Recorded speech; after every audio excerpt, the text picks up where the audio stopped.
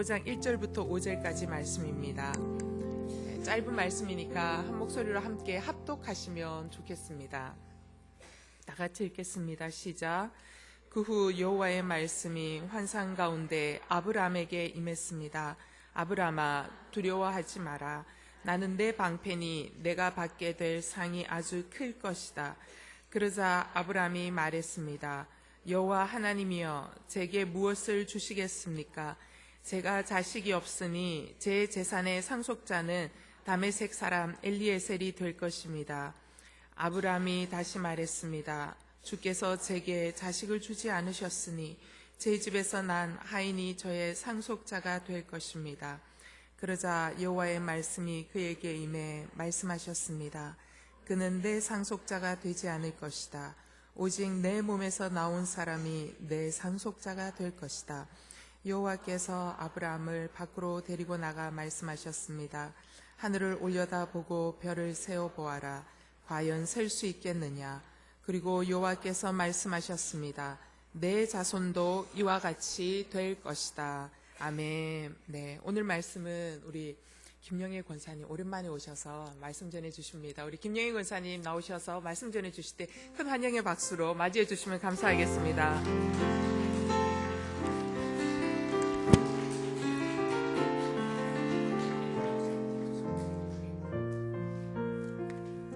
할렐루야. 너무나 반갑습니다. 정말 한 1년 8개월 만에 오게 됐습니다. 얼마나 마음이 설레는지 여러분을 뵐 수 있다는 이 하나님 주신 기회 감사드립니다. 다시 한번 잠시 기도 올리고 말씀 나누겠습니다. 하나님 아버지, 참으로 저희 감사합니다.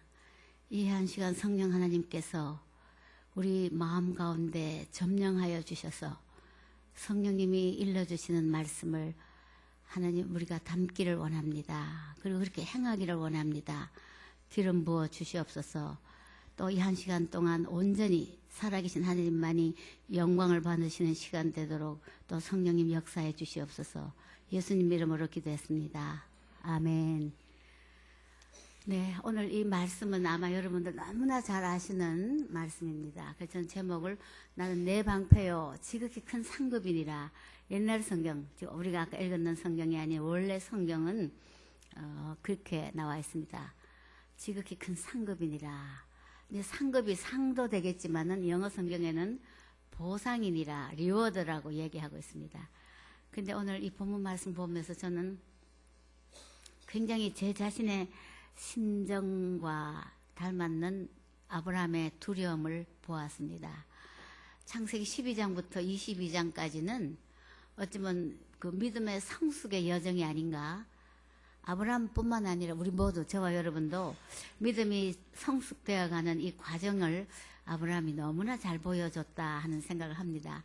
특히 창세기 12장 1절은 여러분 너무나 잘 아시는 아브라함이 친척 본토 아비 집을 떠나서 정말 하나님 지시한 땅으로 떠나는 장면이 나옵니다. 그리고 22장은 드디어 독자 이삭, 100세에 얻은, 오늘은 아직 자식이 없다고 불평하는 아브라함을 보는데 드디어 100세에 얻은 아들을 하나님 앞에 바치는 장면이 나옵니다.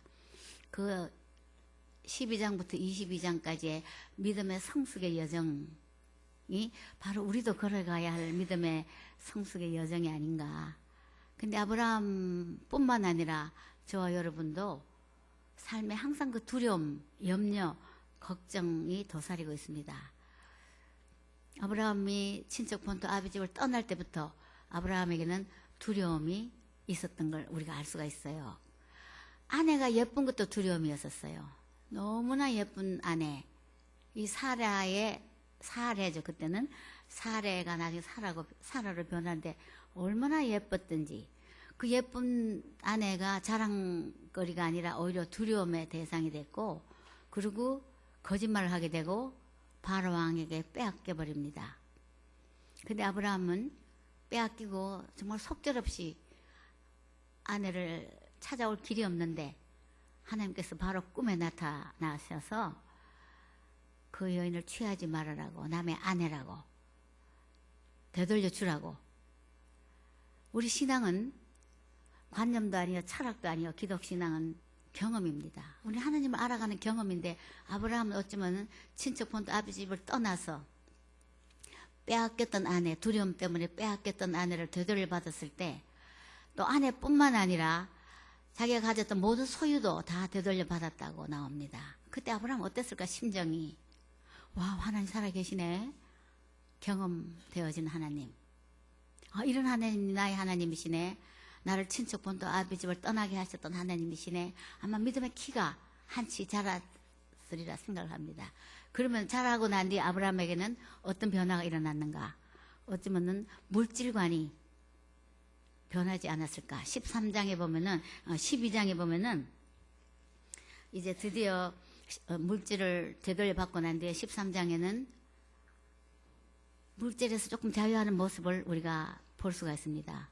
조카 롯과 아브라함의 그 소유가 서로가 너무나 많아져서 이 목동들이 싸우기 시작합니다. 헤어져야만 하는 상황이 벌어졌을 때 삼촌 아브라함은 당연히 자기가 먼저 좋은 걸 택할 수가 있는 권리가 있는 거죠. 그런데 조카 롯에게 얘기합니다. 우리가 이제 헤어질 수밖에 없는데 네가 먼저 택해라. 네가 좋아하면 내가 우하고, 네가 우하면 내가 좋아하겠다. 우리 예수 그리스도를 만난 저와 여러분은 제일 먼저 하나님 어쩌면 테스트 하실 때 물질의 자유함이 아닌가. 물질의 호주머니를 회개하지 아니하면은 진짜 회개하지 않았다. 그런데 우리가 물론 하늘나라 갈 때까지 이 훈련은 계속 되겠지만 그래도 적어도 조금씩 자유함을 배워가게 되는 아브라함. 아내를 되돌려 받았고 그럼 그 두려움이 다 해결됐는가? 여전히 아브라함 마음에는 죄송합니다. 두려움이 있는 거죠. 해결되지 않는 두려움이 여전히 있습니다. 그리고 14장에 보면 치열한 전쟁이 벌어집니다. 주변의 부족들로부터 침공을 받고 공격을 받고. 근데 14장에는 승리하는 구절이 또 나오죠. 그돌라오멜과의 전쟁에서 아브라함이 승리를 합니다. 전쟁에서 승리했으면 좀 마음이 자유해야 될 텐데 오늘 15장 1절에 보면은 여전히 아브라함의 두려움이 있습니다. 여러분은 어떠신지요? 저는 한동대학에서 저희가 20여 년을 사역을 하면서 얼마나 이 두려움이 집요하게 우리를, 특히 저를 엄습하는지. 눈만 뜨면은 걱정거리, 염려거리. 그리고 걱정 없이 살았던 것이 까마득한 것 같고 실질적인 문제들이 너무나 많았기 때문에, 그래서 저는 남편이 김영길 장로가 퇴근하면은 저도 모르게 자동적으로 묻는 질문이 있어요. 오늘 별일 없었나요? 그러면은 이렇게 얘기했어요. 아니 무슨 별일이 그래 맨날 일어나겠어? 뭐 이상하다. 오늘 별일 일어나야 되는데 오늘 그냥 지나가네. 신기하다. 제 마음속에 매일 무슨 일이 벌어졌으니까요. 그럼 뭔지 모르게 오늘 또 무슨 일이 또 터졌을 거다. 또 어미 돌아온다든지, 또 이자를 갚아야 나가야 된다든지, 또 법정에 출두해야 된다든지, 학교 안에서는 술렁거리는 이 부정적인 소문들과 동요하는 이 불안감이 또 있을 거라는, 사람 살 곳이 못 되는 것이 광야입니다. 정말 이거 어떻게 이럴 수가 있는가 하는 맨날 이 두려움, 불안, 염려에 쌓여져 있었는데, 별일이 없다는 거 이상하다 싶은데 아침에 새벽에 서재에서 혼자 찬송 부르고 큐티하는 남편 옆에 제가 살짝 지나가다 듣고 어떨 땐 같이 앉아 같이 하기도 하는데 자기 아버지한테는 다 일러 바치더라고요. 별일이 많았던 걸 다 얘기합니다. 어미 뭐 또 돌아옵니다. 하나님 월급 줄 날이 이제 며칠 안 남았는데 도대체 대책이 없습니다. 직설적으로 김영길 장로가 자기 아버지한테 일러 바치는 걸 듣고는 별일 다 일어나놓고 나한테 그 얘기 안 하네. 근데 사람들이 저한테 전화할 때 권사님 별일 없으세요? 이렇게 물을 때 그게 보통 인사가 아닌 걸 제가 알기 시작했어요. 그냥 우리들은 별일 없으세요 인사하면은 네 그댁도 별일 없으시죠? 이렇게 인사를 했잖아요. 근데 별일이 있는데, 그래서 누가 저한테 전화를 했길래 별일이 있지요. 그럼 저도 모르게 별일을 막 얘기하기 시작했어요. 그 사람이 누군지도 잊어버리고 막 절절절절 얘기하니까 전화 끊으니까 김영기 장로가 도대체 당신 누군데 그래 고졸미졸 다 얘기하고. 아니 그분이 별일 없냐 그래가지고 없다 하면 거짓말 하는 것 같아서 그렇게 얘기했다고 그랬더니 숫째 그러면 종로에 가서 당신 확성기 들고 다 광고하지 그러. 그렇게 얘기를 했어요. 제가 처음에 미국 유학 갔을 때 미국 이웃 여자가 지나가면서 Hi, how are you? 그러면은 제가 유학 가기 전에 영어 배운 대로 Fine, thank you. And you? 이러고 나 이 사람 벌써 저까지 가버리고 없는 거예요. 그냥 그렇게 하이 하는 소리가 우리는 별일 없으세요 이 인사인데 그 별일이 매일 별일 가운데 살 때에 그 두려움이 얼마나 컸으며 염려가 얼마나 컸으며 정말 이렇게 사는 것이 언제 끝날는지 그야말로 터널은 출구가 보인다고 늘 우리가 늘 얘기를 종종 하지 않습니까? 동굴 같은 이 염려와 근심과 두려움에 쌓여있던 세월들. 그런데 창세기 14장을 읽으면서 또 15장 1절 읽으면서 제가 굉장히 죄의식에서 조금 자유할 수 있었던 것이 어머나 믿음의 조상 아브라함도 이렇게 두려워했네. 왜 두려워했냐면 전쟁에서 이겼는데도 불구하고 15장 1절에 이상 중에 하나님 여호와 하나님 나타나셔서 아브라함아 두려워 말아라. 아브라함이 두려워하고 있다는 걸 알 수가 있는 거죠. 뭐 이런 사람도 두려워하네. 나 같은 사람 두려워하는 거는 전혀 이상하지 않네. 그래도 교회 권사로서 사람들이 저보고 굉장히 믿음의 존재라고 한동대학에 막 헌신해 간 줄 알았는데 전혀 아니거든요. 호시탐탐 도망갈 기회를 노렸고 호시탐탐 두려워서 떨고 절절매고 저 혼자 버림받은 것 같았고 출애당한 자 같았고 하나님께 도움을 받지 못하는 사람이 아닌가 하는 이런 처참한 실패감, 낭패감에 쌓여있던 저에게 아브라함아 두려워 말라. 이제 눈이 번쩍 띈 거죠. 그럼 아브라함의 두려움의 정체가 바로 뒤에 나옵니다. 근데 두려워 말라 하시는 하나님은 립 서비스로 공치사를 하시는 분이 아니시거든요. 대책 없이 말씀하시는 분이 아니세요. 반드시 대책을 가르쳐 주십니다. 그 대책이 바로 오늘 제목이에요. 난 내 방패요 지극히 큰 상급이니라. 지극히 큰 보상이니라. 아브라함의 두려움의 정체가 두 가지로 나옵니다.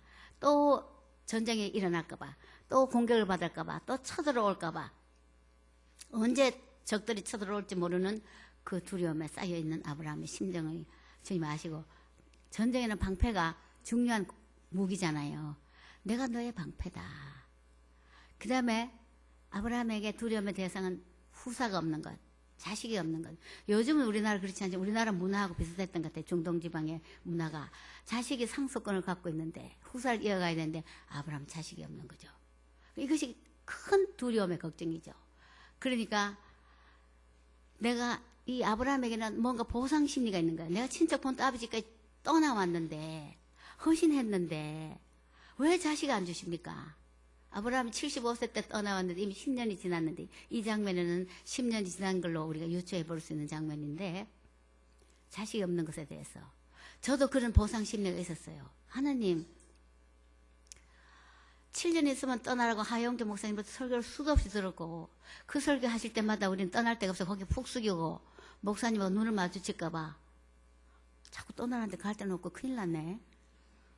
그러던 차에 한동대학 소식을 듣게 되고 하나님 우리를 부르신 것을 확인하는 여러 가지 말씀에 부딪힘이 있었고 감동이 있었고 눈물이 있었고 그리고 떠나왔는데 하나님 양탄자를 깔아놓은 길이 아니라 엄청난 어려움, 시련, 가시밭길을 걸으면서 저한테 보상 심리가 있었던 거예요. 하나님 돈 좀 주셔야죠.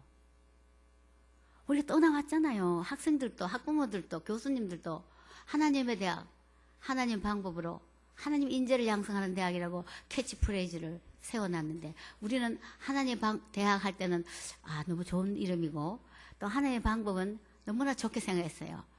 매직 램프를 하나 가지고 있는 듯이 문제가 생기면 엎드리기만 하면 금방 뚝딱뚝딱 문제가 해결되는 그것이 하나님 방법인 줄 알았는데 우리의 생각과 하나님 생각은 달라서 하나님의 방법은 우리로 하여금 철저하게 당신만을 바라보게 하는 그런 고난의 길로 가시밭길로 인도하는 것을 아직까지 눈치를 채지 못했었어요. 그때만 해도.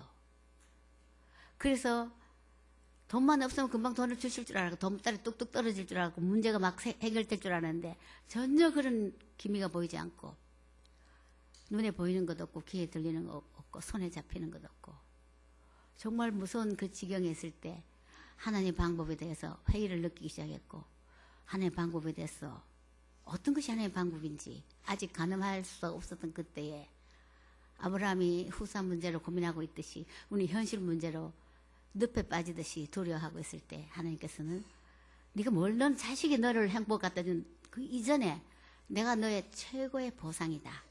최고의 상급이다. 가르쳐 주시는 거죠. 우리 시선을 들어서 현실 문제 바라보지 말고 내가 너의 방패요. 내가 너의 지극히 큰 상급 보상이니라.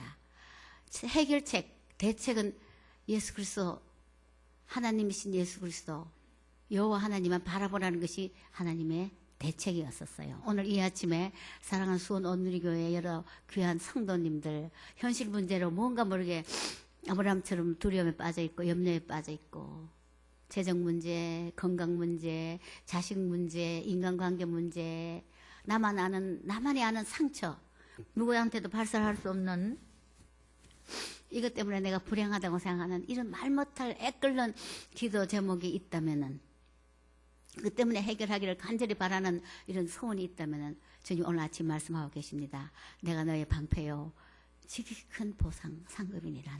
나 좀 바라봐다오. 나를 바라봐다오.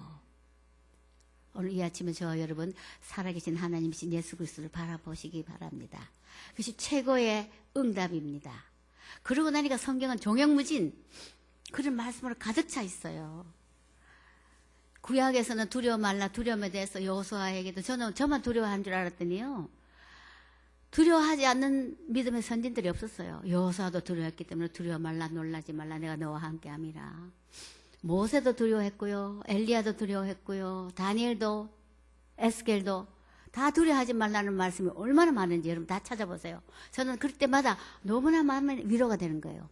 계속 두려워 말라, 놀라지 말라. 에스겔도 맞죠. 인자야, 너는 저들을 두려워하지 말아라. 그 대책을 또 가르쳐 주시죠. 이 두루마리 말을 먹어라. 네 뱃속에 달 것이다. 이게 대책이에요. 두루마리의 말씀이 뭡니까? 말씀이 육신이 되어오신 예수 그리스도, 말씀이신 그 하나님, 그걸 바라보라, 먹으라는 거죠. 또 신약에는 또 어때요? 마태복음 6장이 가장 또 하이라이트로 25절에서부터 34절까지는 염려라는 단어가 6번 나옵니다. 뭘 먹을까, 입을까, 마실까, 염려하지 말아라, 염려하지 말아라. 주님 애가 타시는 거예요. 우리가 너무 염려하니까. 오늘 이 아침 저와 여러분 보고 애가 타 하시는 하나님을 바라보시기 바랍니다.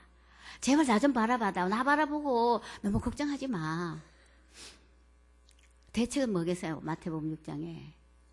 뭘 먹을까, 입을까, 마실까. 우리 사실 우리 염려에 집약해서 보면 먹을까, 입을까, 마실까. 이거 일상적인 일에 늘 걱정, 근심이 많이 쌓여져 있죠. 남편이 일찍 명태 나가면 어떡하나, 직장에서 떨려나가면 어떡하나, 뭐 이런 여러 가지에서부터 우리 자식이 대학을 못 가면 어떡하나, 취직을 못하면 어떡하나, 뭐 여러 가지 일상적인 뭘 먹을까, 입을까, 마실까. 대책은 또 가르쳐 주십니다. 먼저 그의 나라와 그의 의를 구하라. 그럼 이 모든 것 위에 더하여 주시리라. 이것이 대책이에요. 제발 현실 문제 쳐다보지 마. 나 좀 바라봐다오. 먼저 킹덤 오브 헤븐, 하나님 바라보고 나의 righteousness, 하나님 뭘 주시고 싶어 하시는지 그걸 바라보고 먼저 그의 나라와 의를 구해라. 그래야 모든 것 위에 더하여 주시리. 저는 뒷부분을 너무 좋아하거든요. 덤으로 더 주신다는 말씀은 더 좋잖아요. 우리가 기도한 것 이상으로 덤으로 더 주시겠다고. 저는 성경 구절 이걸 좋아하다가 슈퍼마켓 가서 저 혼자 웃을 때가 있습니다. 덤으로 뭐 하나 딱, 요구르트도 한 2개 살라 했는데 뭐 4개 다 사면 1개 딱 붙어 있고, 두부도 뭐 하나 살라 했는데 2개 사면 하나가 딱 챙챙 감겨 있으면은 뭐 계산도 안 하고 물론 덤 때문에 이거 사버리는 거죠. 그래서 못다 뭐 쓸데맬 때도 몇 번 있었어요. 덤을 좋아하는 걸 아시고 주님이 모든 것 위에 더하여 주시리라. 아마 덤으로 더 주신다 그러시네. 근데 그 하나님이 우리를 실망시키지 아니하시고 덤으로 더 주신 하나님을 저희는 한동대학에서 수없이 많이 목격을 했습니다. 그 하나님 어찌 저희만의 하나님이겠어요? 여러분의 하나님이세요. 그런데 그럼 왜 그렇게 하실까? 금방금방 째깍째깍 좀 주시면 좋지. 우리는 아이들 키울 때 숟가락 수저 배울 때도 막 떨어뜨리고 손으로 집어먹고 흘리고 해도 수저를 잘 능숙하게 할 수 있도록 기다려줍니다. 걸음마다 마찬가지야. 띠뚱띠뚱 걷다가 막 넘어질까 봐 뒤에 손을 막 받치고 있으면서도 금방 안 붙잡아주죠. 몇 번 넘어지고 하면서 유창하게 걸을 수 있도록 엄마 아빠가 뒤에서 딱 보고 있듯이, 하나님 우리 믿음의 성장을 위해서 우리가 수도 없이 넘어지고 절망하고 두려움에 절절매고 할 때 주님은 보고 계셔요. 왜 보고 계시는가? 믿음의 성숙을 이루게 하기 위해서. 로마서 5장 3절에서 4절 5절 말씀 보면은 그리고 환난 중에도 즐거워하나니. 환난을 즐거워하는 사람 누가 있겠어요? 저는 예전에는 이 구절은 정말 성경에 있는 구절이 나는 아니다. 나 별로 안 좋아하는 구절이죠. 환난 중에 즐거워할 수 없으니까요. 즐거워할 이유가 나옵니다. 환난은 인내를, 인내는 연단을, 연단은 소망을 낳게 하려 함이라. 그 단어들이 다 무거운 단어들이에요. 그런데 환난을 통해서 정말 인내를 배우게 하신 거죠. 금방금방 응답이 되면 얼마나 좋겠어요. 하나님 살아계시나 계시잖아 의심하는 것이 더 큰 위기였던 것을 저희는 많이 경험했습니다. 도대체 주무시고 계시는지 정말 살아계시는지 광야에 매출하게 없고 만나가 없고 생수가 없는 것이 위기가 아니고 하나님 살아계시나 계시지 않나 의심하는 것이 더 큰 위기였습니다. 우리가 미친 것 아니야? 돌아간 것 아니야? 한동대 가기 전에 재단 기업이 무너져갖고 엄청난 빚 때문에 올라앉았는데 우리가 뭘 믿고 여기까지 왔지? 수천 년 전에 기록된 성경 말씀을 우리가 왜 여기 믿고 여기까지 왔는가? 우리만 망하는 게 아니고 모든 한동의 학생들과 교수님들, 학부모들 다 망하고 한국 기독교계의 시선을 다 실망으로 우리가 이 학교는 문 닫을 것이고 이런 두려움이 막 쌓이는 거예요. 그런데 이제 우리가 은퇴하고 보니까 우리 하나님은 신실하신 하나님은 한 번도 우리를 실망시키지 아니하신 하나님은 약속을 지키시는 그 하나님은 우리를 하여금 의복이 헤어지지도 않고 신발이 닳지도 않고 발이 부르트지도 않고 인내를 가르치시면서 여기까지 오게 하셨어요. 내가 너희 광야를 신명기 8장 2절 3절에 나옵니다. 내가 이 40년 광야를 지나게 한 것은 이유가 나오죠. 그 광야 40년 동안 내가 때로 너희를 줄이기도 하고 철저하게 재정적인 어려움을 가난하기도 하는 거죠. 낮추기도 해서 자존심이 땅에 떨어지고 이름이 그야말로 불명예로 점철되는 신문지상에 떠들기 시작하고 나중에 감옥까지 가게 되는 낮추기도 했어. 그렇게 하는 이유는 네가 내 말을 청종하나 청종하지 않나 내가 시험하여 보겠다. 주님은 저와 여러분에게 때로는 혹독할 것 같은 가혹할 것 같은 훈련이지만 그 길이 가장 안전한 길이요. 그 인내를 가르쳐. 인내는 자기 힘을 빼는 시간이요. 인간적인 방법을 다 포기하는 시간이 인내의 시간입니다. 기다린 것만큼 힘든 게 없어요. 뭐 사인이라도 좀 있어야 되겠는데 전혀 사인이 없는 거죠. 돈이 곧 어미 부도가 나서 오늘 저녁이면 이제 신문이 날 거다. 데스특별 2차 부도, 내일은 2차 부도, 확실한 부도가 날 거다 하는 그 위기가 수도 없이 많았는데 너무나 뜻밖의 위기를 면하게 하셨을 때 제가 처음에는 막 좋아하다가 나중에는 주님 앞에 살짝 삐져가지고 주님 이렇게 주실 바에 진즉 좀 주시지. 어쩌자고 피가 마르고 입이 바짝바짝 들어가서 이렇게 해 주십니까? 너무 힘들어요. 그랬을 때 주님이 저한테 하시는 말씀이 진작 주시고 제가 뭐 귀띔만 좀 해줬어도 좀 견디기 쉬웠을 텐데 이렇게 얘기했거든요. 그랬더니 사랑하는 딸아 내가 성경에 얼마나 많이 귀띔해줬느냐. 그렇게 많이 귀띔했는데 왜 눈치를 못 채느냐. 그걸 내가 진작 줬으면 내가 준 줄 알겠느냐. 여러분 우리는 그렇게 주님께서 어떨 땐 진에게 빠지는 듯한 인내의 시간을 통해서 하나님이 하셨다는 것을 누구도 부인할 수 없는 그 고백을 터져나오게 하신 하나님. 그러고 나서 그 인내를 통해서 연단의 시간이 되는 거죠. 우리가 갖고 있던 성품들과 인간적인 욕망과 야망과 생각들을 다 마모시키시면서 그러면서 소망을 낳게 하려. 소망은 우리의 참 소망은 오직 주 예수뿐이라. 이 고백을 터져나오게 하는 거예요. 뭐 한동대학이 잘 되고 좋은 학교가 되고 좋은 학생들 나와서 뭐 좋은 데 취직하고 이게 문제가 아닌 거예요. 우리의 참 소망은 우리뿐만 아니라 모든 우리 학생들이 이 우리의 참 소망 되신 예수 그리스도 이분만이 우리의 최고의 방패요 최고의 상급인 것을 토해내는 이런 고백을 하게 하는 훈련이구나 깨달아지고 배워지는 이 시간들. 우리는 하늘나라 갈 때까지 이 성숙의 여정을 물론 걸어가는 거죠. 그 인내를 통해서 자존심이 땅에 떨어지는 이런 일들. 저는 미국에 살 때 우리 이웃에 있는 미국 어떤 부인이 우리가 아침에 나갔다 밤늦게 아주 주일날은 깜깜하게 애들이 축 처져 잠이 들어서 둘이 한 사람씩 안고 집으로 데리고 들어와서 2층 침대까지 올라갈 때 완전히 지치는 걸 이제 우리 가깝게 지내는 이웃 미국 부인이 어떻게 아침 새벽에 갔다 이렇게 늦게까지 오고 이렇게 애들이 다 잠이 들어서 이렇게 데리고 오느냐 농담을 하면서 저보고 Are you practicing Christianity? 이렇게 얘기를 했어요. 저는 그 말을 아직도 잊을 수가 없습니다. Are you Christian? 그랬으면 제가 뭐 주저하지 않고 Yes, I am 그랬을 텐데 Are you practicing Christianity? 이 기독신앙을 매일매일 매 순간에 practice, 실천하고 사느냐? 이 질문에 제가 깜짝 놀래가지고 머뭇머뭇 하다가 I'm trying, 노력하고 있다고 그렇게 대답을 했어요. 그리고 지금까지 그 질문은 시시때때로 저를 일깨워줍니다. 인간적인 생각과 하나님의 생각, 성령의 생각과 나의 인간의 생각 소유에 부딪히고 싸울 때 Are you practicing Christianity? 이런 생각이 저를 다시 한번 바로 세우는 거죠. 저희가 한동대 한참 어려웠을 때 돈을 어느 분으로부터 빌렸어요. 그래서 이자를 좀 많이 그때는 우리가 제2금융권에 빌리려니까 IMF 경제위기 때 23%까지 이자를 물어나가야 됐고 그냥 은행은 12%였는데 우리는 뭐 은행에서 빌릴 수 있는 자격 박탈이었었어요. 왜냐하면 빚 갚기 위해서 돈을 빌리는 것은 교육부에서 허가사항이 아니기 때문에 허가 안 받고 제2금융권에 빌리는 이자가 너무 높고 그러던 차에 누가 소개해서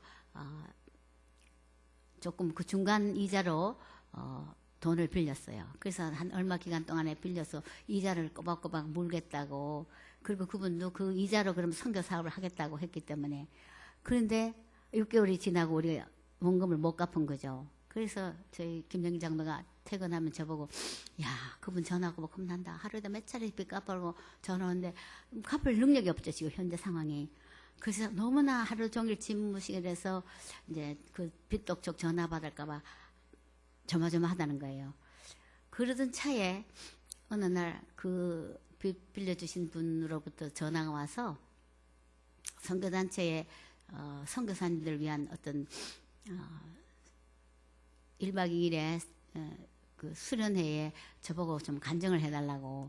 그래서 제가 포항에서 올라오면서 제가 너무나 좋아하면서 올라왔어요. 왜냐면 이 한동대 얘기를 들으면 빚독촉을 좀 덜 하겠지. 이 숨은 동기가 아주 불손했습니다. 복음을 전한다는 생각보다 빚독촉을 면하고 싶은 생각에 한동대 간증할 기회를 주셨다. 잘됐다. 하고 이제 간증을 했죠. 하고 바깥에 이제 중간에 쉬는 시간에 잠깐 나와서 커피도 마시고 한 15분 인터미션 시간이 있고 그 다음 강의가 진행이 되는데 저는 이제 그 집사님, 여자 집사님이신데 반갑게 집사님 하고 이렇게 불렀더니 이렇게 테이블을 놓고 바로 마주보고 앉았는데 옆에는 다른 목사님, 다음 강사 목사님하고 이렇게 앉아있는데 다짜고짜로 막 저한테 그냥 돈 안 갚는다고 왜 안 갚느냐고 제가 뭐 깜짝 놀래가지고 그랬더니 뭐 이런 말로 할 수 없이 정말 마음에 상처가 되는 얘기를 많이 하는 거예요. 근데 저하고 의지에 상관없이 그냥 눈물이 자꾸 흘러내리는데 눈물 흘리는 걸 보여주시면 그분이 또 당황할까봐 제가 이렇게 안경을 올리는 척 하면서 갚을 거예요. 너무 죄송합니다. 정말 갚을 거예요. 너무너무 죄송합니다. 그러면서 한편 마음속에는 뭐 돈을 내가 빌렸나? 나는 총장 아내인 것 뿐이지. 난 돈 빌린 구경도 못해. 왜 나보고 이러지? 그 옆에 목사님들이 있는데 정말 너무 창피하고 부끄럽고 뭐 자존심도 상하고 뭐 이런 말로 할 수 없는 거예요. 근데 이분이 막 계속 저보고 돈 안 갚는다고 한동대가 정말 신용도 없고 막 그러면서 우리 남편이 한동대 돈 빌려준 건 아주 뗀 줄 알아 간다고. 그것은 더 마음 아픈 거잖아요. 그냥 띠다고 생각하라고 그렇게 얘기한다는 거예요. 그러니까 절대로 그렇지 않을 겁니다 하고 막 제가 이렇게 눈물 이렇게 자꾸 이렇게 안 보이려고. 그런데 이제 옆에 있는 이 목사님이 보다 못해가 이분 뒤로 가더니 저보고 그거 신경 쓰지 말라고 막 손으로 막 이 말 듣지 말라는 사인을 하시는 것 같아요. 그러니까 저는 더 정신이 하나도 없는 거예요. 뒤에 목사님은 막 이러시고 이 여자 집사님은 저보고 막 야단을 치고 그러다가 이분이 참다 못해서 이분을 뭐라고 얘기하면서 무슨 저를 모시고 간 거예요. 그러니까 제가 막 근데 옆에 있는 목사님 그 다음 강사 목사님이 제 손을 탁 잡더니 전 그분 잘 모르는 분이신데 나중에는 알게 됐지만 누군지. 하나님 이 여정을 위로하여 주시옵소서. 이 여정을 그 말만 계속 하는데 저는 막 울음을 참는 거죠. 그렇게 기도하는 거예요. 하나님 이 여정을 위로하여 주시옵소서. 이분은 얼마나 딱했으면 그 기도만 하시겠어요. 그리고 예수님을 기도하면 제가 막 뛰어들어서 뒷줄에 앉아가지고, 왜냐면 이분하고 같이 서울로 와야 되기 때문에, 저 광림교회 수목원에서 수련회에서 이제 집회를 했기 때문에 뒤에 앉아서 제가 마음껏 울기 시작합니다. 사람들은 저보고 은혜 받고 우는 줄 알지만은 찬송 부를 때 마음껏 제가 울기 시작했어요. 그런데 그 찬송 가사가 또 나를 지으신 주님 내 안에 계셔. 처음부터 내 삶은 그의 손에 있었죠. 내 이름 아시죠? 내가 아바라 부를 때 그가 들으시죠. 내 흐르는 눈물 그가 닦아주시죠. 이 찬송을 반복하는데 저는 뭐 그 찬송 가사가 나중에 진짜 은혜가 되고, 내 서러움과 이 가사와 주님 나를 아시고 계시고 처음부터 내 삶은 그분의 손에 있는데, 그러면서 막 많이 이제 나중에 은혜로 눈물을 또 쏟아내기 시작했습니다.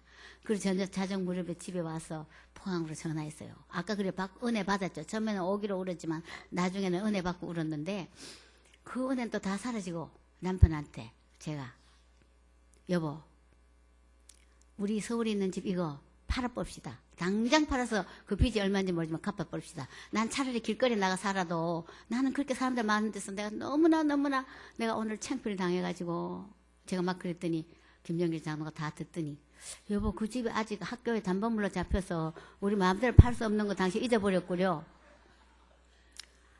팔기만 하면 일부라도 팔고 제가 이 수모를 좀 면하겠다 싶은데 그것도 못 판다 하니까, 그래서 제가 막 전화 끊고 막 또다시 이제 몸부림치면서 막 새벽 2시, 3시 울고 있는데, 불현듯 제 마음속에 치는 한 음성이 있습니다. Are you practicing Christianity? 나는 네가 내 딸로 살기를 바라서 칭찬에도 우쭐대지 않고 비난에도 네 자신을 비하시키고 처절하게 생각하지 않고, 어떤 데도 부에도 처할 줄 알고 가난한 데도 처할 줄 알고 네 최고의 비밀을 너한테 가르쳐주고 싶어서 내가 나의 딸로 하늘의 딸로 내가 네가 살기를 원해서 내가 내준 숙제에 출제 문제에 네가 이번에 불합격이구나. 네가 이렇게 울고불고 머무림을 치니 앞으로 문제를 더 내줘야 되겠다. 여러분 어떻습니까? 여러분도 사시면서 너무나 억울하고 이건 아니야. 그리고 정말 이 오해와 이 기가 막힌 소리를 내가 이거는 버섯먹 뒤집듯이 이거는 못 참고 지나가겠어. 그런 순간이 있을 때 다시 한번 잠시 서서 하나님 내주신 출제 의도라고 생각하시면 돼요. 그 문제로 생각하시면 돼요. 환난 중에도 하나님께서 우리 인내를 가르쳐주시고 얼마만큼 참는지, 그럴 때마다 믿음의 진보가, 믿음의 성숙이 내 안에서 일어나는 걸 주님 보기를 원하시는 거죠. 저와 여러분은요 보통 사람이 아니죠. 엄청난 핏값으로 산 하나님의 딸들이에요. 그럼 딸답게 살기를 원하시는데 애지간한 거는 지나가는 거죠. 웃고 지나가고. 미안해요. 죄송해요. 우리가 정말 큰 실수를 한 것 같지만 그래도 걱정 마십시오 하고 제가 웃었으면 괜찮을 텐데, 웃지 않고 흐르는 눈물 감추려고 전전긍긍하고 그 찬송 중에도 막 울고 슬퍼하고 울다가 내전 또 은혜로 또 울기도 하다가 또 집에 와가지고는 또 그거 다 가셔버리고 남편한테 그냥 집 팔아버리자고. 이것은 헌신이 아니고, 집을 하나님 앞에 드리겠다는 헌신이 아니고, 아직 주려면 주지 팔을 뻔 팔이지 뭐. 이것은 기뻐 받으시는 헌신도 아닌 거죠. 우리가 얼마나 많은 때에 오늘 귀한 하나님 딸들 그런 숙제 받으시거든. 출제하신 분의 의도를 파악하시기 바랍니다. 그래서 하나님의 사람으로 성숙시키시기를 원하시는 그 마음을 읽으시기를 바랍니다. 그러고 나면은 우리 이 세상은 어차피 잠깐 지나가는데, 이 땅에서 뭐 칭찬받고 격려받고 때로는 비난받고 멸시받고 별로 중요하지 않다는 것을 조금씩 터득해 갈 수가 있는 거지요. 그러나 이것은 그냥 이루어지는 것이 아니고 환난을 통해서, 환난 없이는, 시험 없이는 학년이 올라갈 수 없듯이 저와 여러분은 매 순간마다 오늘 기억하시면서 Are you practicing Christianity? 내가 정말 기독신앙, 우리 오늘의 교회가 예수 바보처럼 살기를 원하는, 내가 바보가 되기를 원하는, 바보가 될 때 진짜 바보가 될 때 우리 주님은 거룩한 바보를 찾고 계신다는 것을 그를 알면은 그분이 출제 의도를 알면은 그 문제는 패스가 되고 또 다른 문제로 우리를 업그레이드 시키시는 거죠. 그러나 이 얼마나 많은 때에 이 아브라함도 마찬가지였던 것 같아요. 그래서 아브라함이 자기의 인간적인 방편을 하나님 앞에 제시합니다. 우리도 얼마나 많은 때에 어려움이 있을 때마다 하나님께 엎드려 거 보다가 예를 들어서 여보 그 검찰청에 누구 아는 사람 없나요? 그 국회에 누구 아는 사람 없나요? 청와대에 아는 사람 없나요? 교육부에 아는 사람 없나요? 호흡 있는 인생이나 왕이나 방백을 의지하려고 하는 이 자동적인 반응. 우리 문제가 생기면 사람 찾으려고 하는 이 반응들. 근데 하나님 함께 여호와께서 내 편에 대사 돕는 자 중에 계시니 사람들이 내게 어찌할꼬. 하나님이 함께 하신다면 엉뚱한 사람들이 튀어나갔고 전혀 생각지도 않은 사람이 튀어나와서 우리의 억울함을 풀어주시는 것을 수없이 목격했습니다. 그러나 우리가 찾고자 하면 찾아지지 않았어요. 그래서 주님은 우리 기도할 때 하나님 앞에 뭔가 기도의 요청서를 주님 손에 올려드리듯이 막 정신없이 와글와글 이것도 해주시고 저것도 해주시고. 근데 기도의 최고의 목적은 소통이에요. 주님이 기도라는 제목을 가지고 우리의 근심거리를 가지고 하나님 우리 근심거리 염려거리 기도 제목으로 해결하려는 게 아니라 우리 자신을 원하시는 거죠. 난 너에게 너를 주기를 원한다. 그 제목 가지고 우리를 다루시는 하나님. 아까 우리 올 때 제가 들어올 때 찬송 부르지 않았습니까? 우물가의 여인처럼 난 구했네. 헛되고 헛된 것들을. 이 우물가의 여인 사마리아 여인은 남편이 최고의 행복의 척도였고 가치 기준이었고 삶의 목표였어요. 남편 잘 만나면은 모든 문제가 해결되리라는 이 여인은 어쩌면은 구원의 남성상을 목마르게 기다리고 있는 목마른 여인이었죠. 아마 우리 한국 여성들도 많은 여성들이 저를 포함해서 그렇지 않을까. 제가 예전에 대학에서 강의할 때 학생들에게 질문했던 적이 있습니다. 신분 상승의 통로가 무엇이라고 생각하느냐 우리가 토론 좀 해보자. 그랬더니 어떤 여학생이 엉뚱하게 결혼이요 그러더라고요. 결혼 잘하면은 신분 상승하고 팔자를 고친다. 쉽게 얘기하자면 결혼 잘하고 싶어하는 거예요. 뭐 스펙이 좋아야 된다. 능력과 경제력, 외모 뭐 이런 거. 어쩌면 이 여인도 그걸 구하지 않았겠어요. 그런데 예수님은 자기 이분은 행로에 지쳐 고나에 오물가에 육신적으로 앉으셨지만은 물동이를 들고 오는 한 여인을 바라봤을 때 이 여인이 너무나 인생의 갈등에 시달리는 것을 보시고 결국 유도 작전에 끌려온 이 여인은 드디어 예수님께 거꾸로 금을 달라고 요청합니다. 그전까지는 두 분의 대화는 굉장히 평행선을 달렸지만은 예수님이 네가 내가 누군 줄 알고 주님은 자기를 주고 싶어 하신 거예요. 네가 내가 누군 줄 알고 하나님의 선물이 무엇인 줄 알았다면 너 나한테 구했을 거다. 당신 우물길을 그릇도 없는데 어떻게 아까까지 나한테 물 준다 달라 하시고는 지금 도로 나한테 물 주겠다 하십니까? 이렇게 물었을 때 예수님이 유도작전에 끌려온 이 여인은 그럼 나 물 좀 주십시오. 그럼 대낮에 사람들 눈을 피해서 여기 물길로 안 와도 되겠으니까 그 물 달라고.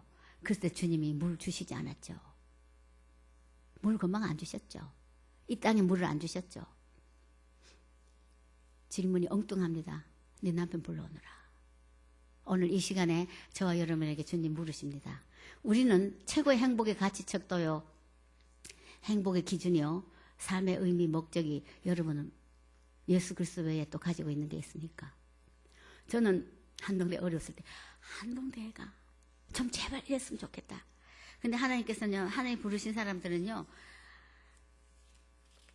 자기 개인의 기도 제목이 아니라 정말로 이 부르심에 대한 이 소명자로서의 저는 한동대였으니까 그것이 최고의 기도 제목이었어요.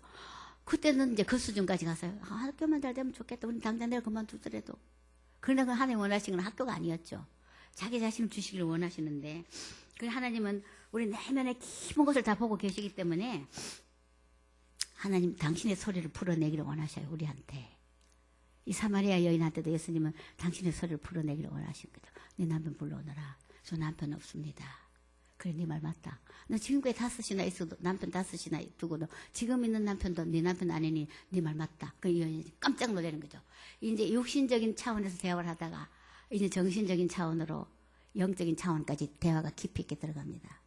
내가 보니까 당신은 선지자로서이다. 어떻게 그 다 합니까? 그 예배를 어떻게 드릴까? 영적인 얘기까지 가는 거죠. 우리 조상들이 이산내에서도 말고 예루살렘에서 예배드려 난 거기 갈 수도 없고 그때 예수님께서 이산도 아니고 바로 지금 바로 이 자리에서 네가 예배할 때가 왔다.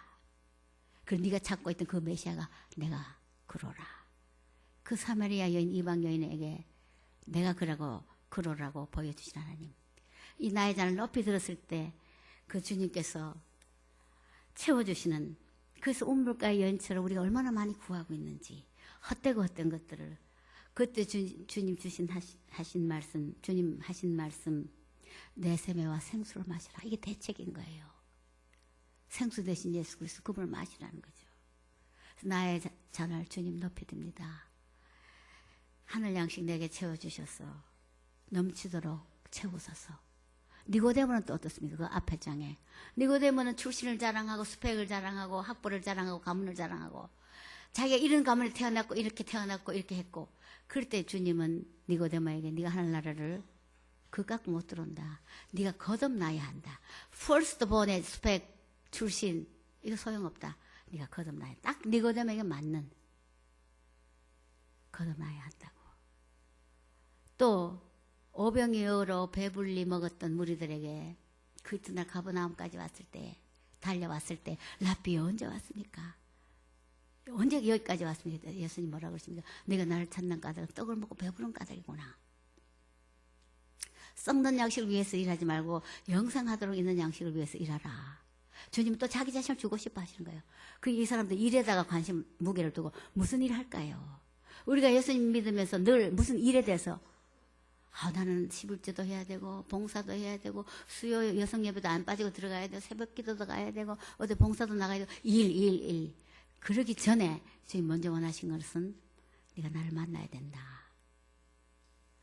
이 무슨 일을 할까요? 그랬을 때 예수님 이렇게 얘기하십니다. 내 말을 듣고 나 보내신 자를 믿는 것이 하나님의 일이다. 먼저 하나님 자기 자신을 바라보기를 원하는 거예요. 그러면서 뭐라고 결론을 얘기합니까? 내가 생명의 떡이다. 떡이라는 말은 브레드 오브 라이프가 이제 생명 빵인데 우리말 번역이 저는 그걸 생명의 밥이다 했으면 좋을 뻔했어요. 우리는 그래도 밥이 주식이니까. 육체가 밥을 주식으로 요구하듯이 우리 영혼의 밥은 예수 그리스도라는 거. 나를 먹어라. 그러니까 무리들이 그중에 제자들도 이 말이 너무 어렵다. 어떻게 자기를 먹으라 하냐. 떠나갑니다. 그때 예수님이 참 슬픈 마음으로 물으셨을 것 같아요. 너희도 나를 떠나겠느냐? 아닙니다. 생명의 말씀이 여기 계신 제가 어찌 떠나겠습니까? 그때도 주님은 자기 자신을 주고 싶어 하세요. 우리는 기도 제목 갖고 그것만 달라고 악을 쓰고 명세서 발행하듯이 그거 해주시고 이거 해주시고 근데 주님 그 문제를 가지고 난 너를 원한다. 네가 나를 만나기를 원한다. 난 너한테 나를 주기를 원한다. 성경의 곳곳에서 목자들에게는 나는 선한 목자다. 사꾼 목자는 이리가 한번 달아나지만 나는 선한 목자는 양을 위해서 목숨을 버린다. 나는 선한 목자다. 날 때부터 소경에게는 나는 세상의 빛이다. 죽음에 절망하는 나사로 가족들에게는 내가 부활이요 생명이다. 오늘 이 아침에 여러분 나는 방패요 지극히 큰 상급이라고 일러주시는 따뜻하고 다정한 음성을 주님 들으시기 바랍니다. 저는 늘 그 생각해요. 인간이 아담이 에덴에서 처음에 지옥을 받았을 때, 에덴에 있을 때, 아담과 하와는 하나님과 하나였었어요. 선악과 따먹기 전에는. 이렇게 하나가 됐기 때문에 두려움이 없었던 거죠. 그런데 자유의지로 안 뱉기로 작정하고, 선악과를 먹으면 죽는다는 말을 안 뱉기로 작정하고, 따먹은 순간부터 분리된 거예요. 죄는 분리라고 우리가 늘 알고 있지 않습니까? 그때부터 인간한테는 끊임없는 전쟁이 내면에 일어나는 거예요. 하나님을 떠나 멀리 도망가고 싶은 마음과 독립하고 싶은 마음과 또 하나는 다시 돌아가고 싶은 마음. 그래서 파스칼은 그 마음을 스피리추얼 베큐um 상태다. 영적 진공 상태다. 돌아가고 싶은 마음을 뭘로 채우려 하냐면 명예와 지식과 부와 이런 것들로 채우고 싶어. 그러면 편안할 줄 알고. 그걸로 안 되는 거죠. 헛되고 헛된 것을 구하는 거죠. 사마리아 여인처럼. 다시 이 안에 들어가야만 평안이 있고 기쁨이 있고 만족이 있는데 만족함이 없는 거예요. 소금물을 마신 듯이. 그래서 주님 애가 타셔서 당신 자식을 잡고 주고 싶어요. 난 내 방패요. 지극히 큰 상급이다. 보상이다. 그래서 인간은 끊임없이 목말라는 전쟁이 일어납니다. 여자들은 대개 사랑받고 싶어하는 욕구가 있는 거고 남편들은 아내로부터 존경받고 싶고 인정받고 싶은 욕구, 성취욕이 있는 거고 이것이 주님과의 하나님과의 분리된 죄의 결과 아니겠어요? 그런데 주님 만나고 나면은 그분이 나의 왕이요, 방패요, 상급이요, 피난처요, 피할 바위요. 그렇게 되면은 초막이나 궁궐이나 내 주 예수 모신 곳이 그 어디나 하늘나라. 이런 만족감이 있고 그 주님을 만나고 나면은 가난에도 처할 줄 알고 부에도 처할 줄 알고 칭찬에도 목이 곧아지지 않고 비난에도 저처럼 뒹굴뒹굴 울면서 잠을 못 자는 그런 처참한 지경까지 가지 않고 주님 한 번만으로 주님이 주신 숙제인 줄 알고 축제 명령인 줄 알고 답을 잘 써야 되는 것인 줄 알고 하나하나 주님 난 눈여겨보고 계시는구나. 나 하나뿐인 이 세상에 나 하나뿐인 것 같이 나만 보고 계시는구나. 여러분 그런 사랑 느끼고 계십니까? 수많은 제가 어떤 분한테 전도했더니 그래요. 하나님도 바쁘시겠다. 주일 되면 특히 일요일 되면 더 바쁘시겠다. 교회마다 와글와글 다 기도하고 무성도들이 다 교인들이 다 자기 것 기도 응답해달라고 대단히 소란한데 우리 하나님 되게 바쁘시겠네. 근데 우리 하나님은 전능하신 분이시고 전지하신 분이시기 때문에 인간적인 하나님이 아니시기 때문에 난 너뿐이야. 이 지구에 수십억의 인구가 있지만 너뿐이야.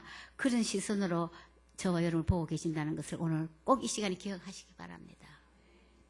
이 사랑받은 것은 얼마나 엄청난 우리 삶의 전환이며 변환입니까? 누군가 사랑받고 있다는 것은 애정한 것은 우리가 그냥 패스할 수 있는 담력이 생기는 거죠. 주님 나만 보고 계시니까. 저는 몇 년 전에 그런 경험이 있습니다. 저희가 남편 따라 제가 스페인에 출장 간 데 따라갔는데 갑자기 그 마드리드로 직항이 생겼다는 걸 알게 돼갖고 변경을 했어요. 비행기 티켓을. 그 타고 보니까 어머 교회가 내일이 주일인데 우리가 미리 티켓을 바꿨으면은 마드리드의 한인교회를 찾았을 텐데 그거를 못 참고 그냥 탄 거예요. 그래요. 큰일 났죠. 내일 할 수 없다. 현지 교회를 찾아갈 수밖에 없네. 말기 스페인어 하나도 모르지만은 그냥 하나님 예배 드려야 되겠구만. 근데 한 비행기 뜨고 한 2-3시간 지났는데 어떤 남자가 오더니 총장님 사모님 스페인 가시나 보죠? 네 저도 갑니다. 그리고 자기 자리에 갔어요. 우리가 저 사람 누구지? 어디서 봤지? 글쎄 우리 언니가 식구는 아니고 어디서 봤을까? 그러더니 또 1-2시간 지나더니 와가지고 저는 홍콩에서 이제 서울로 와가지고 서울서 이제 걸로 갔는데 제가 배 사업을 합니다. 선박 사업을 하기 때문에 마드리드 이분이 홍콩 사시는구나. 그래서 우리가 홍콩서 뵀죠? 그랬더니 네 우리 교회 와서 집회하셨잖아요. 이제 된 거예요. 그래서 또 조금 있다 오더니 내일 어느 교회 가십니까? 깜짝 놀래요. 우리가 이만큼 뭐 교회를 아직 못 정하고 내일 그냥 아무 호텔 근처에 교회에 가려고 그러는데 저는 출장을 찾아다니기 때문에 제가 아는 한인 교회가 있습니다. 그러면 어디 계신지 제가 모시러 가겠습니다. 그렇게 그분이 이제 그게 된 거죠. 그런데 그 다음날 주일날 제가 오후에는 거기 토레도라고 마드리드에서 아주 가까운 유적지, 유네스코 유적지가 있어요. 그 사람들이 저기 간다니까 거기 1-2시간이면 가는데 그걸 꼭 구경을 하래요. 우리 김영길 장로는 원체 그런 구경에 관심 없는 사람이거든요. 그래서 저보고 이래요. 호텔에서 떠나는 버스 타고 당신 혼자 갔다 오래요. 그럼 뭐 그래도 해야지 뭐. 그까지 갔는데 내가 또 언제 여기 올지 모르니까 그래야 되겠다. 이래 싶었는데 이 교회에 가니 그날이 마침 추수감사절이라 하루 만에 뭐 성도님들이 김치랑 콩나물이랑 비빔밥을 하는데 하루 만에도 얼마나 그 김치가 맛있고 콩나물이 맛있고 고추장이 맛있는지 마음껏 그 교회에서 음식을 먹고 딱 나오려고 하는데 이분이 또 총장 사모님 오늘 오후에 뭐 하십니까? 이래요. 그럼 뭐 그냥 호텔로 이러니까 저 토레도를 가려고 그 차를 예약해서 지금 관광 가이드하고 바깥에 있는데 혹시 사모님 그 구경 안 하시겠습니까? 뭐 저 가려고 했는데요. 그래가지고 그 차를 타게 됐고 우리 김정기 장로는 싫었지만은 탄 거예요. 그래서 타자마자 셋이서 하나님 얘기를 하기 시작하는데 그 토레도 다 도착한 쯤에 이 여행사 여자 가이드가 자기는 여행 가이드를 이렇게 많이 해도 차에서부터 처음부터 끝까지 하나님 얘기만 하는 사람들 처음 봤대요. 그래서 예수님 왜 그렇게 좋으냐고. 아유 너무 좋지요. 그러면서 막 이분을 이제 공략하기 시작했어요. 그래서 올 무렵에는 차에서 내릴 때 자기를 위해서 기도해달라 그러더라고요. 자기 캐드릭 신자인데 여기 와서 가이드 하면서 성당도 못 간다고. 그래서 저희 세 사람이 안수기도 하고 그분을 예수님 영접시키고 그러고 오면서 제가 주님한테 하는 말씀이 있으면 주님 왜 저를 쫄쫄 따라다니세요? 저는 이제 마음의 기도를 그렇게 잘해요. 그 주님이 네가 날 쫄쫄 따라다니까 나도 너 쫄쫄 따라다닌다.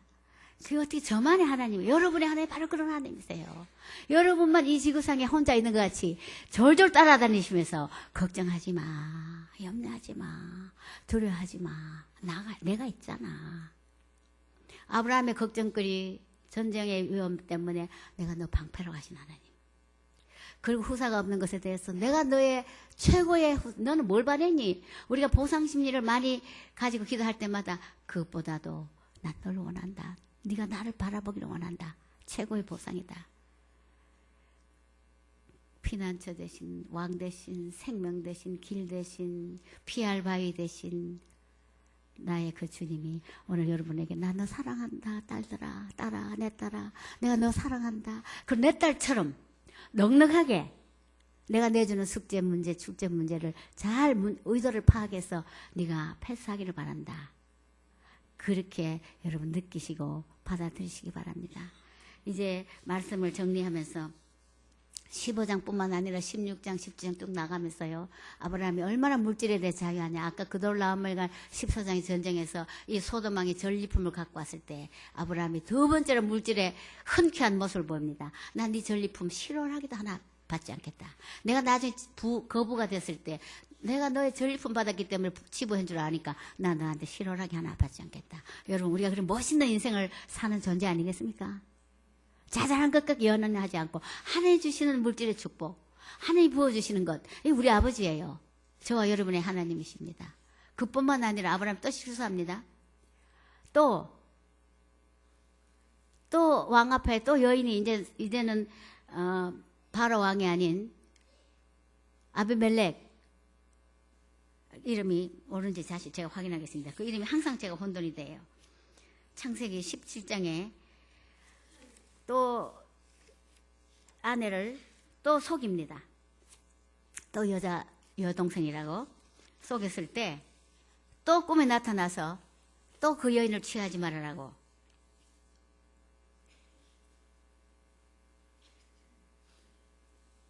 죄송합니다. 그 왕의 이름이 왜 이렇게 빨리 안 나오죠? 아베멜렉 맞네요. 아베멜렉 맞습니다. 그 꿈에 현몽해서 그 아내를 못 취하게 하는 그 아브라함의 두려움은 여전히 있고 우리도 우리의 장점조차도 두려움이 될 수 있다는 아내의 아름다움이 두려움이 됐듯이 그래서 또 간섭하시는 하나님. 그러다가 드디어 못 참고 하가를 취하는 아브라함. 그게 우리 모습 아니겠습니까? 기다리다 안 되는 인간적인 방편 모색을 하는 저희는 그런 실수를 너무나 많이 했어요. 그런데 드디어 사라가 잉태 100세에 99세에 아기를 낳고 이삭을 낳고 그런데 22장만 딱 꺼내서 보면은 하나님은 무서운 하나님이고 잔인하신 하나님이죠. 어떻게 주신 아들을 뺏어가려 하느냐. 그렇게 생각하신 적 없었어요. 저는 그랬어요.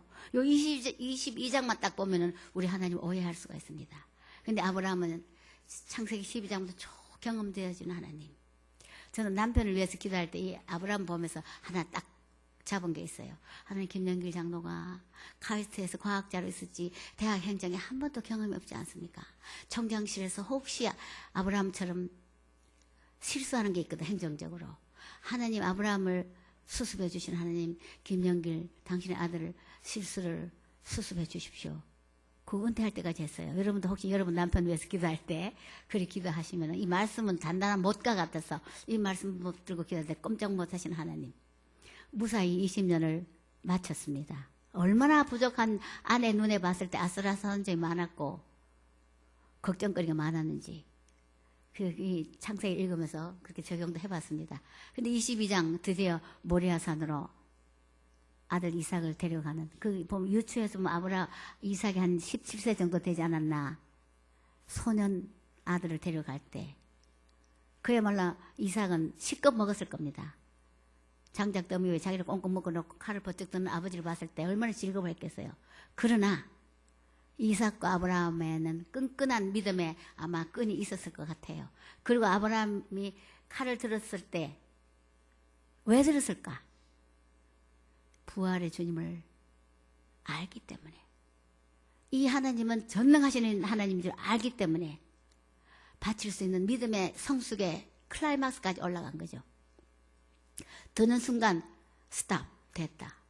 이제 네가 나를 경외하는 줄 내가 알겠다.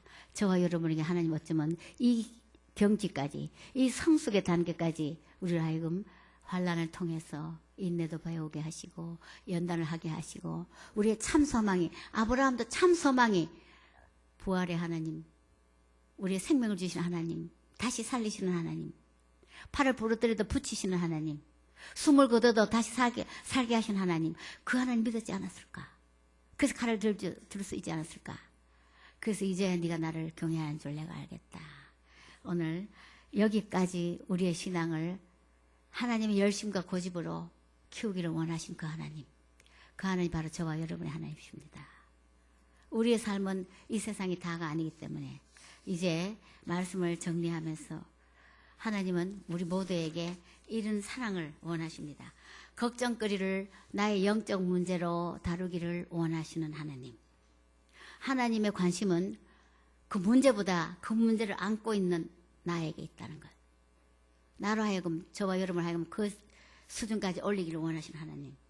내 근심과 두려움과 기도 제목이 얽히는 순간 하나님과의 소통이 일어나는 거죠. 기도는 축복이요, 소통이요, 과정입니다. 내 기도 어떻게 해서 내 기도 때문에 응답된 게 하나님 딜하기를 원하시 우리 자신을. 그래서 강력한 의사소통의 도구가 우리 문제를 가지고 우리 기도를 통해서 우리를 다루신다는 것. 포기할 수 없는 아픔이 없으면 기도가 되지 않습니다. 등 따뜻하고 배부르면 기도 나옵니까? 그렇지 않아요. 우리는 그렇게 연약한 존재거든요. 엎드리지 않으면 안 되는 문제가 있기 때문에 우리가 엎드리게 되는데, 이것이 축복의 시간이요, 하나님 우리를 다루시는 시간이요, 만나주시는 시간이요, 당신 자신을 보여주시는 시간이요.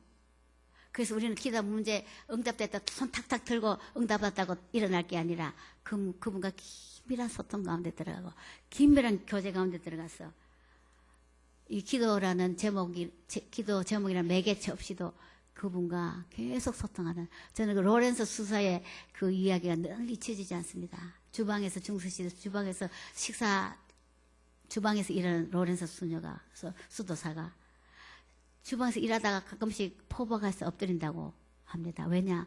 하나님 자기를 너무나 쳐다보고 계시기 때문에, 너무나 쫄쫄 따라다니면서 보고 계시기 때문에.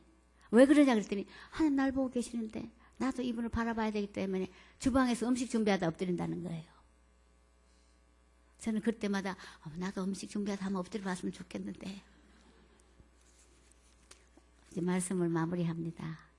하나님은 우리 방패요, 지극히 큰 상급입니다. 오늘 이 아침에 오전 예배에 오신 여러분들, 그 주님이 바로 우리의 최고의 상급이신 것을, 방패인 것을, 산성인 것을, 피난처인 것을, 당신 자신을 주고 싶어 하신 것을 기억하시고, 나만 눈여겨보고 계시면서 어쩔 줄 몰라 하시며, 기쁨을 이기지 못하게 하시며, 기쁨을 참지 못하신 그 하나님, 우리를 인하여서 즐거워하신 그 하나님이 우리 아버지신 것을 기억하시기 바랍니다. 기도하겠습니다. 하나님 아버지, 우리는 때때로 염려와 근심으로 슬픈 마음이 있습니다. 그런 슬픈 마음이 있는 사람, 예수 이름을 믿으라고 부탁하시며 우린 찬송을 했습니다. 그렇습니다. 예수님의 이름은 이 세상의 소망이요 천국의 기쁨입니다. 그 예수님의 이름이 우리 삶의 방패요 피난처요 최고의 보상이요 상급인 것을 놓치지 않고 하나님 일생토록 아름다운 믿음의 성숙의 길을 이루어 나가는 복된 딸들 되도록 축복해 주시옵소서. 예수님 이름으로 기도했습니다. 아멘.